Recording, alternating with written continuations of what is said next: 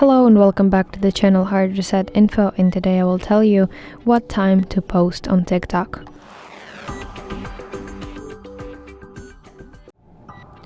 So there is no specific time at which you should post on TikTok, because TikTok's algorithm is highly personalized, and that means that TikTok shows content to users based on their interests and behavior.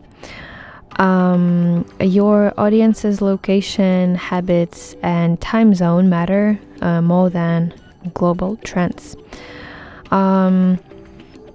So I highly recommend you to go to open TikTok and then go to your profile. And here in the top right corner of the screen you see 3 horizontal lines. This is the menu, that's what we need. And here you see TikTok Studio.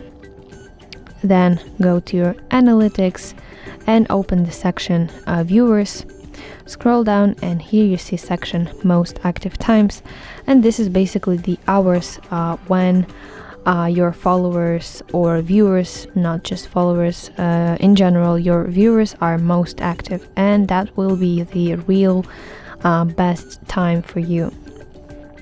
And to access this analytics tool, you should switch to business account.